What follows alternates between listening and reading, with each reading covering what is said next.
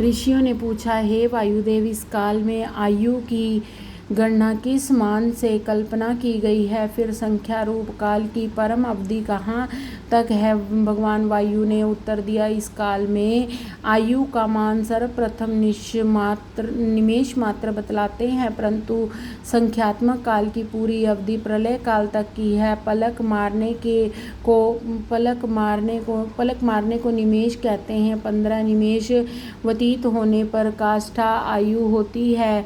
30 काष्ठा के व्यतीत होने पर एक कला होती है। 30 कलाओं के बाद एक मुहूर्त होता है। 30 मुहूर्तों का एक दिन होता है। 30 दिनों का कृष्ण और शुक्ल पक्ष वाला एक महीना होता है। कृष्ण पक्ष में पितरों की रात्रि और शुक्ल पक्ष में उनका दिन होता है। 6 महीने के बीत जाने पर दक्षिणायन और उत्तरायण होते हैं। लौकिक गणना से मनुष्य का 1 वर्ष होता है। यह वर्ष केवल देवताओं का दिन रात होता है।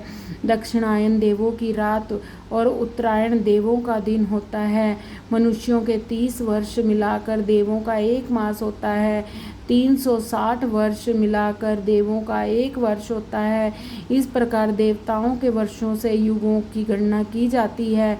विद्वानों ने 4 युग बताए हैं। प्रथम कृतयुग, सतयुग, द्वितीय त्रेता, तृतीय द्वापर और चतुर्थ कलयुग है। देवों के 4000 वर्षों का एक सतयुग होता है, जिसमें 400 वर्ष की संध्या और 400 वर्ष का संध्यांश होता है। सतयुग को छोड़कर शेष तीनों युगों में संध्या और संध्यांश के साथ साथ प्रमाण में 1 पाद कम होता है। जैसे कि 3000 वर्षों का त्रेता होता है, इसकी 300 वर्षों की संध्या और संध्यांश होते हैं। द्वापर 2000 वर्षों का होता है और इसकी संध्या और संध्यांश 200 वर्ष के होते हैं। कलयुग 1000 वर्षों का और उसकी संध्या और संध्यांश 100 वर्षों की होते हैं। इस प्रकार सतयुग से लेकर संध्या और संध्यांश के साथ साथ सभी युगों का 12000 वर्षों का वर्ष प्रमाणित होता है। चारों युगों का सहस्त्र बार भ्रमण करने पर 1 कल्प हो जाता है। 71 चतुर्युगों का 1 मनवंतर होता है।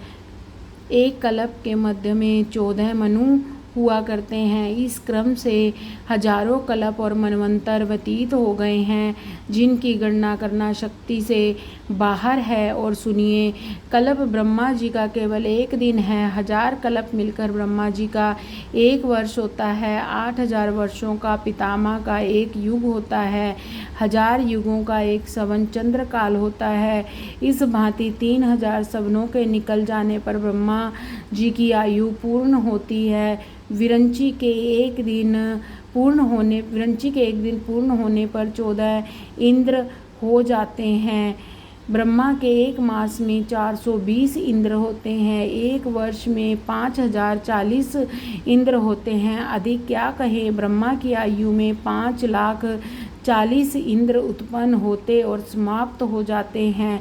विधि की पूरी आयु मिलाकर विष्णु का 1 दिन होता है। रुद्र का 1 दिन निकलने पर विष्णु की आयु पूर्ण हो जाती है तथा ईश्वर का 1 दिवस व्यतीत होने पर रुद्र की आयु पूर्ण हो जाती है। सदाशिव की 5,40,000 आयु के होने पर संसार की उत्पत्ति और नाश होता रहता है। काल का आक्रमण संसार की उत्पत्ति और नाश होता रहता है। काल का आक्रमण इन पर नहीं होता, क्योंकि पर ब्रह्म शिव ही काल का रूप है। दिन रचना का है और रात्रि नाश की है। परमेश्वर शिव का ना कोई दिन और ना कोई रात्रि है। यह वर्णन केवल लोकहित के लिए किया गया है। समस्त 25 तत्व के संयोजन केवल सदाशिव पर ब्रह्म ही है। वह विश्व की आत्मा है। उनकी शक्ति सर्वदा अजय है। समस्त जगत इन्हीं की आज्ञा पर निर्भर है। अतः हे मुनियों, यह पर ब्रह्म सदाशिव सर्वदा ही सभी के नमस्कार और उपासना के योग्य हैं।